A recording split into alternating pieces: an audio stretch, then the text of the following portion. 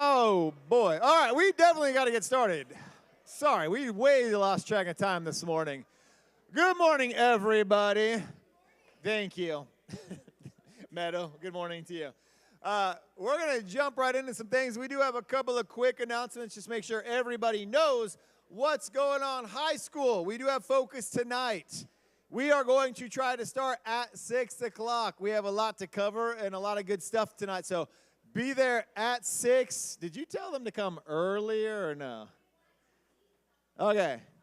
Yeah, we're not going to have like a built-in, 40 minutes of food time. So if you want to come eat before then, you can show up there. Grab food, and we're going to go right into our stuff. So if you haven't been to Focus, you can still join us. This will be our last one, but every week we've been doing something a little bit different. So if you are a high school student and you'd like to join us for Focus tonight, we are going to be meeting at the Cooper's house. You got tonight, don't you? Ellie's going to be leading out some stuff. Who else is teaching tonight at Focus? We got Ellie, Bella. All right. Lady, sorry. I keep wanting to say Chloe, but it's not. Sorry. And Alexis isn't going to be here. Lydia, wait. Yeah, okay, I said that. You looked at me like, no, wrong name. And then I'm thinking other kid's name. Don't do that. All right, so we will be, I'm all messed up here. We're at Cooper's house. Join us at 6 o'clock. And that is it. The only other thing, we do have Exodus. This is our last Wednesday night, last Wednesday of the school year. We're going to take a couple weeks off. So join us this Wednesday night. It is all student-led. Students teaching, students doing the games, students doing announcements, everything student. The only adults will be on stage will probably be Andrew, and we'll count Drake. Everybody else, well, sorry, Ethan and Colin, you're adults now. Sorry, I forget. But everybody else, all student-led Wednesday night, so come be a part of the night, our final Exodus of the year.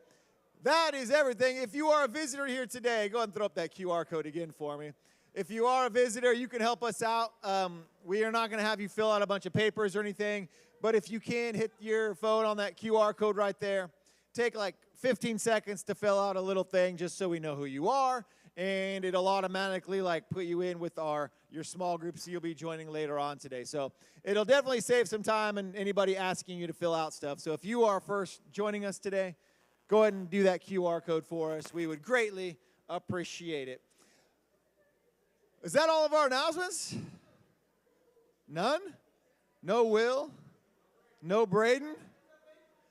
No Martine. Yeah, Martine, you need a filter. This makes me sad. I was ready for a good joke. All right. Hey, we're going to do our team competition. Our points, we have 6th grade with 5 million, 7th grade guys, 8th grade guys. 11th grade guys just still finishing strong with 20 million points. 6th grade girls, 5 million points. 8th grade girls, 6 million points. 12th grade girls, 15 million points, but they will not continue to grow because seniors are out serving throughout the church. So that is it. So we have 2 more weeks. 2 more weeks of competition, right? So we're going to try a little game. Chase, because of time, I'm going to cut out a whole bunch of our competition stuff. Our plan was to finish up the rest of our tinsel throwdown games that we started last Wednesday night, but we are just going to do one. We didn't have enough time to finish all these games at Exodus, so we could get upstairs. So we're just going to try to do one game today that was supposed to be a part of your competition on Wednesday night, and we are going to do Reindeer Elf Santa is what we are going to do. This game, because normally you guys are tired and you don't like to move around on Sunday mornings, I'm going to get this game is going to be worth 10 million points. 10 million points. So some of you guys could really try to catch up with the junior guys on this one. So it's like Gorilla Man Gun, but it's Reindeer Santa Elves. And so here's what you're going to do here in a moment. You're going to stand up. You're going to find somebody from a different team because you're not trying to disqualify your own teammates. You're going to go to a different team. And you're going to do a reindeer. They didn't show me what the actions are. Give me instead of Gorilla Man Gun, what's a reindeer? Reindeer. Yeah, we'll do yeah. All right. Antlers for reindeer. Reindeer run over elves. So elves would be pointy. Let's do Ears. All right. Yeah, like ears. You got to make sure you're clear on this one. Reindeer, elves. Elves hide cookies from Santa. Santa could just be beard still or belly.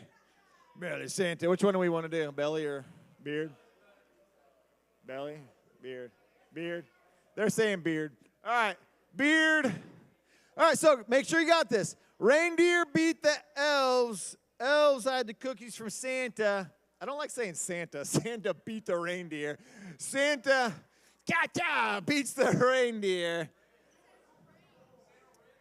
I know. He reins in the reindeer. And if you tie, you both get a lump of coal and you're disqualified, huh? I made that one up myself. All right, so let's do this. Go ahead and stand on up. Find somebody. Chase, we'll play some Christmas music here in a second. Find somebody from a different team. You're trying to disqualify other teams. 10 million points. This puts every team that wins. You guys will be in contention if you win this game. Find someone from a different grade. A different grade, so you're not disqualifying yourself.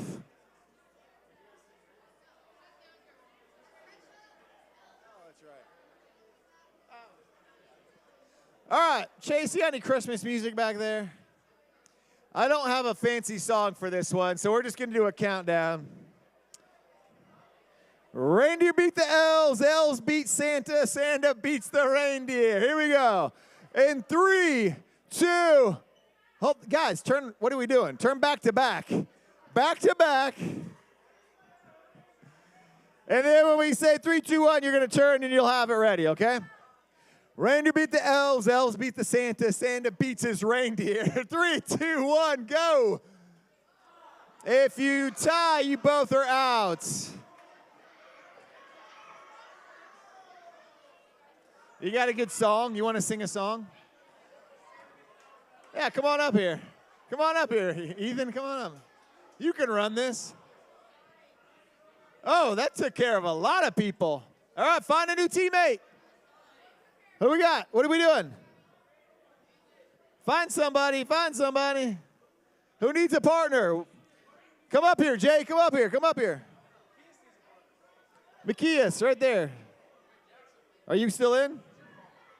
Race, who are you going against? Who are you going against? All three of you, find a different teammate. Boys, you guys act like we've never done this game before. You've never played Gorilla Man Gun? It's the same thing. Paper, rock, scissors. Jackson, find somebody. All you got to do is find a different teammate. All right.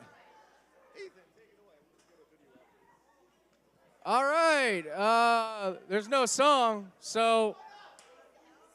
All right, you guys ready? Do you guys have partners? All right. Ready? 3, 2, 1, turn. All right, if you're out, go sit down. I don't know who wins. Reindeer beats the elves. Elves beat the Santa. Santa beats reindeer. All right. You're in? Are you in? All right, find a new. If you tie, you're out. You both got a lump of coal. That's probably the worst possible outcome. All right. All right, has everyone got a partner? Raise your hand if you need a partner.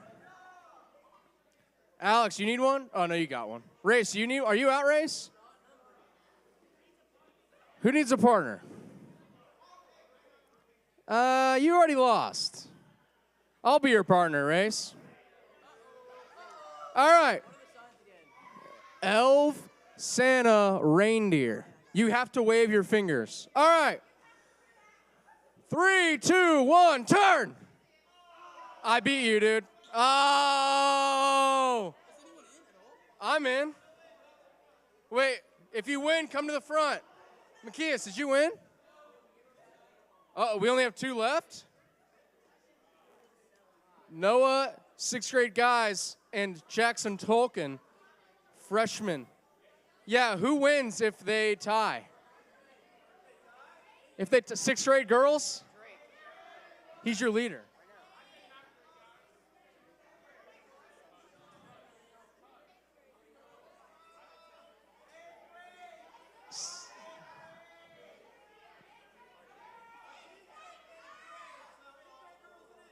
All right. If they tie, 8th grade girls win, all right?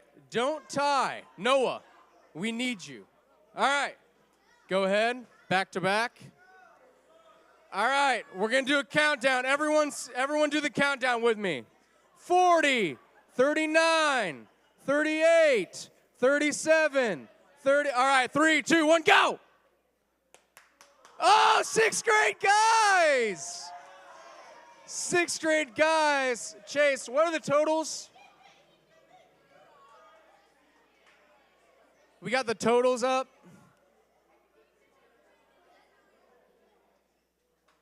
What are we doing, Rob? 5 million or enough for them to win? It was 10. So 6th grade are at 10.0000001 million. Oh, 15 million. We're still 5 million behind junior guys. All right, hey, congrats 6th grade. One step in the right direction. All right, let's watch this video.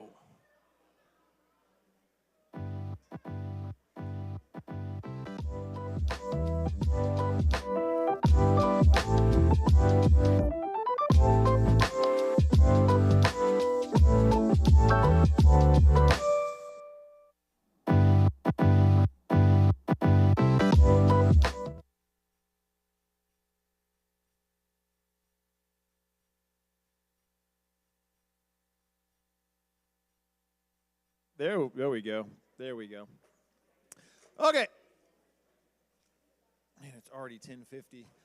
When you think of the word Christmas spirit, what comes to mind? When you think, like we always say, oh, where it's in the Christmas spirit. I think, was it Ebenezer Scrooge? Aren't they like, he's got to get the Christmas spirit? When you think of the word Christmas spirit, what do you think of? Yes, sir. Christmas songs, all right? Christmas songs. What comes to mind when you're like, that's the Christmas spirit? Like, you got to get in the Christmas spirit. What do you think about? Yes. Hallmark movies. All right. Too bad Courtney's not here. Courtney's watched every single Hallmark movie ever made multiple times. Yes, sir. What? Bass Pro Santa? Drake yelling Santa. All right. Yes, ma'am. Decorations. The Christmas what? Truce, Martine. I got you. All right. What do you think if someone's like, hey, if they like see you and you're like down, you're like, hey, you're not feeling the Christmas spirit. You need to get in the Christmas spirit. What are they encouraging you to do? Be happy. Be what? Become more like Santa Claus. Yes. Huh? Have joy. All right. So we're showing some sort of like kinder behavior. Now, I'm going to go through things pretty quick, so please go ahead and like make sure your phones are put away. Follow along with what you're doing so you can contribute to your small group here in a minute. When we think of Christmas spirit, when we think of like treating people during Christmas time, how many of you try to be nicer to people during Christmas time? Like you try to be a little more kinder. You're always okay. Is anybody, and maybe at this point you're like, I don't care, I'm going to get a present no matter what I do. Has anybody tried to have a little more patience? Like you try to like, no? You guys are the worst. All right. Well, good, then this is for you. We need to hear this. I know, and like normally I'm like super impatient when it comes to like long lines at stores or checking stuff out or when places are really packed. But when it's Christmas time, I don't know why, but in my mind, like if there's a lot going on, guys, there's a ton of side conversations. So 6th grade boys, guys over here, follow along, please. During that time, like if lines are really crazy or like Walmart's super packed or the Target parking lot's just jammed out or whatever, I don't know why, but in my mind, I'm like, okay, well, you know what? They're probably getting Christmas presents. And so like I tend to have a little more patience with people, a little more like, oh, it's fine. We're a little bit more happy. You know, maybe you're playing more Christmas music. You have like Christmas parties and all this stuff that you're going to. And we can tend to just be a little bit like I don't know, happier for this time of year. Like December, everybody loves winter during December time, but then like January hits and the cold weather really kicks in and there's no like fun holidays, and all of a sudden it's like Christmas in the Midwest, or like winter in the Midwest. It gets to be like negative degrees and the wind chill hits you, and some of you still refuse to wear coats, but you complain about how cold it is outside, and it just gets to be like by middle of January, we're like, I hate the winter time, and we're just done with all of it, and we're done with people, we're impatient with people, it's cold. And so this idea of Christmas spirit, we share about it a lot, we talk about it a lot, and it's just, we're nicer and we're more giving, maybe you're kinder to people. Does anybody here you actually use your own money to buy Christmas gifts for other people? All right, see, we got to work on some of that. How many of you are you're more happy to spend your parents' money on gifts for other people during this? Okay, here we go, all right. I knew we'd nail it at some point where the Christmas spirit would come into. So we like to give more as long as someone else is giving us money to do it. But once after Christmas hits, after Christmas is done, how many of you guys leave Christmas lights up like all the month of January? How many of you, by New Year's Eve, your parents have already boxed up Christmas decorations and lights? It's already going up. Like right that first week of January usually, it's already taken care of. How long do you guys leave your lights up for? The middle of February, your Christmas tree's still hanging up? Okay, but like the lights outside, okay. You never put it away? Wow, I guess that made it easy for this year. Now, what we want to talk about is this idea of like Christmas lights come out, and we're doing our whole Christmas series, and we're so excited. Like a lot of you guys, by Halloween or the day after Halloween, you're already putting up Christmas lights. The day after Thanksgiving, you're putting up Christmas trees and all this stuff. We're excited for it. We put it all up, we get it all out, but once Christmas is over, it's like box everything back up, get everything back to normal. We are around a lot more family during Christmas time. We're kinder to people during Christmas time. We're engaging with people more during Christmas time. And then winter hits and we start to kind of go back on our little shell, and we're just waiting for spring. And we want to kind of talk about this idea, because this idea of Christmas spirit of you need to have Christmas spirit and show people Christmas spirit. It's so we're only supposed to be nice to people for a month. We're only supposed to be kind to people for a month. We're only supposed to be giving to people for a month. And kind of that's not the idea of what took place here. When we walk through the story about Jesus' birth, and we see what happened on that day, and we see the shepherds came, and the angels showed the shepherds, and we went through all this last week, and they go, and they find Mary and Joseph and baby Jesus, and then they go, and they're sharing, and it's like all this kind picture of this nativity scene, and then we just know what was taking place there, but what we see happen is beyond that. That was just a brief moment in this period, this short nativity scene of this birth of Christ, but it was really what happened after that and what Jesus brought. And so a lot of our Christmas stuff we get from the book of Matthew and the book of Luke. But when John writes about this stuff and about who Jesus was, John points more to here's what he was doing. Here was the purpose of what Jesus was taking place. And we see this in John chapter 1. So while Matthew and Luke focus on this birth story and this nativity and, all the softness and the niceness of it, John gets to the point and is but here was what Jesus was doing. And in John chapter 1, it says, the Word gave life to everything that was created, and his life brought light to everyone. And the light shines in the darkness, and the darkness can never be extinguished. And we hit on this a little bit at Exodus this past week about Christmas lights and what they can represent. But John goes right to, he skips all the fun birth part, and he goes right to this is why Jesus came. Jesus came because there is darkness in our world, and Jesus is a light. And that darkness, it can't take away from what the light is. And this is who Christ is and what Jesus has done. He goes on, and later on, he writes another letter to a church in 1 John. And he shares, this continued through all of the life of Jesus. It wasn't just like Jesus did this one time and then boxed it up and put away this light. He goes on, he says, we know what real love is because Jesus gave up his life for us, that we ought to give our lives to our brothers and sisters. And he's like, this isn't just like a Christmas spirit. This isn't just like when we look at Christmas time and we think everything's fun and okay and we're supposed to be nice to people. He's like, this is what Jesus did for our lives. Jesus shined this light, showed us who God was, showed us the sacrifice that Christ made in our lives, and that we are to continue to show that sort of kindness, that sort of love all the time, not during like one little season of life. And Christmas time is a great time to be a reminder of that. But what happens here in a few weeks? What happens beyond that? What happens when we continue just to do life in and out every day? And he's reminding, like, this is what Jesus has called us to do. Don't just live it out for a few weeks, but let it be a reminder in your life and show that to other people all the time. Matthew writes about this light of the world also, where Jesus was sharing the people, like, you're a light. Like, they use this light illustration a lot. And Jesus is like, I'm the light. And he's showing people this is how God loves you and how God desires for you to live. And then Jesus, like, lets them know when you start following after me, you become that light in a world. You start shining that light and showing people kindness and love and what God has to offer, the forgiveness in their lives. He's like, so I've shown you that light and you become that light. And he says, you are light of the world, like a city on a hilltop that cannot be hidden.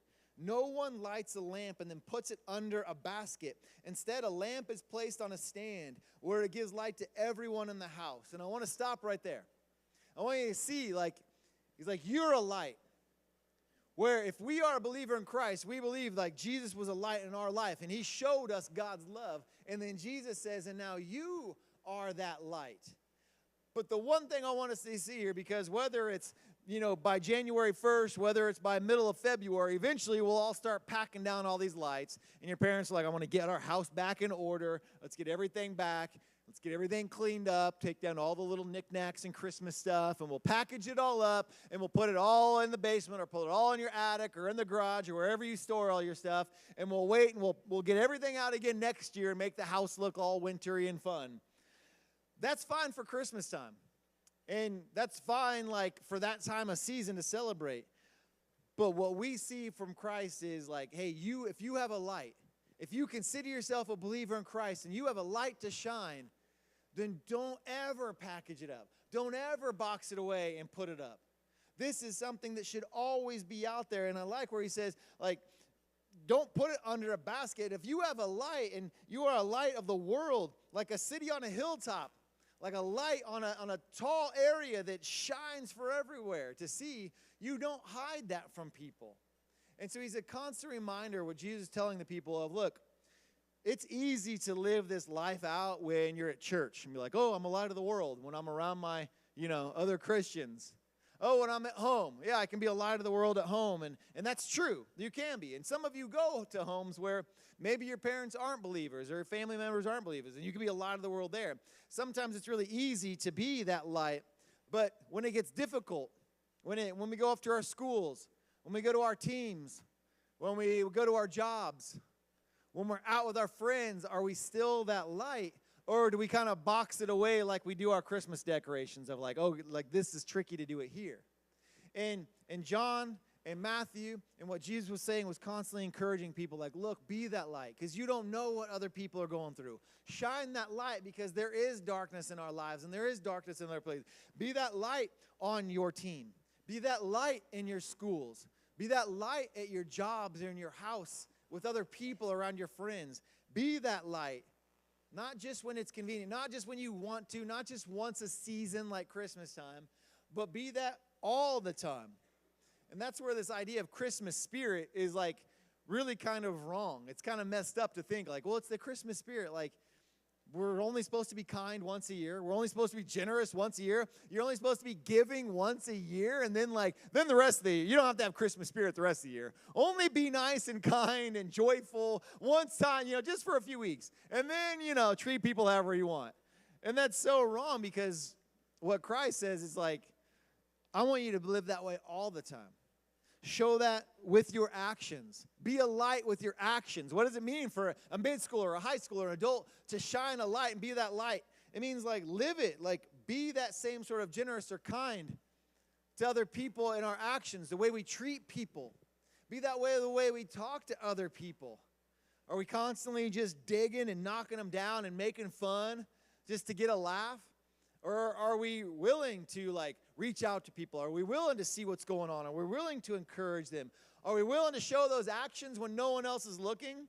Or is it like, you know, like every Christmas movie where it's like, oh, I'm going to be really nice to my brother and sister when my parents are watching, so I'll get a good gift. You know, are we willing to be kind in our actions and looking out for other people all the time? Like at school, at other places, at home, you know, all of these things.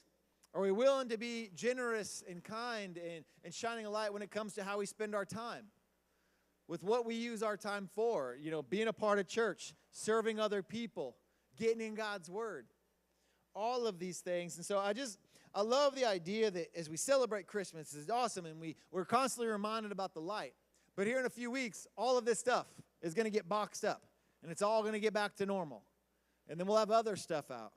And here in a few weeks at your own home, you're going to box up all the Christmas stuff. But I think it's a good reminder of how often do I take what Christ has done for me in my life? How often do I take it and go, okay, I'm going to shine it here, but when I'm out with my friends, like, let's keep that in a box. Like, let's keep that put away. How often, if like, well, okay, like at church, like, oh, I'm going to answer all the questions, and I love Jesus, and I love praising, and I love worshiping, and that's awesome. But then when I'm at school, like, okay, let's just keep that hidden. I don't want to shine too brightly. I don't want people to think like I'm the church kid. Like, how often do we just unpack and pack at our convenience when he's like, man, you're a lamp, you're a light to the world. And the same people that we tend to hide our light around, they might be the very people that need it the most, and they're just looking to see, is it real in their life? And so I think it's such a cool reminder of all the Christmas stuff that we don't have to box this stuff up, that it's not just the Christmas spirit, but Jesus is like, I'm asking you to walk in my spirit, to live with me day in and day out, not just once a season and once a year. He came to dwell among us, like our main verse has been for the past few weeks, not just so we can, you know, be with Jesus and shine Jesus every now and then, but to literally walk and live with us day in and day out. And so as you guys go to your groups, I just want you to talk about, like, when is it more convenient to live as a Christian? How do we shine a light? What does that even really look like for most of us when we say these things? When do we tend to box it up and kind of put it away? And when are we willing to show that to other people? And how has that made an impact on your life? How have you been an impact on somebody else's life? So there's lots of stuff, guys, in your small groups to discuss. I'm going to pray with you guys and let you get to your groups. God, I just thank you so much for our students here today. Thank you so much just for this season, because Christmas time is an amazing season just to be reminded about what you've done for us. They're reminded about the life that you've called us to live, and just the joy it is to be able to live that out and the impact that can have on other people around us. And so, God, I pray that we don't box up what you've given us. We don't hide it at certain times, God, but we'll just be willing to live this life out day in and day out, Lord, with you. Amen. Hey, guys, can leave your chairs where they're at. Mid-school boys that meet in the gym and leaders, can we use the chairs that are for the valley that are stacked up inside the gym? Pull those out and then put them back in so that we're not leaving, just like trying to get chairs in here. So mid-school boys, do not take your chairs with you to the gym. You'll grab the ones that are folded up in there.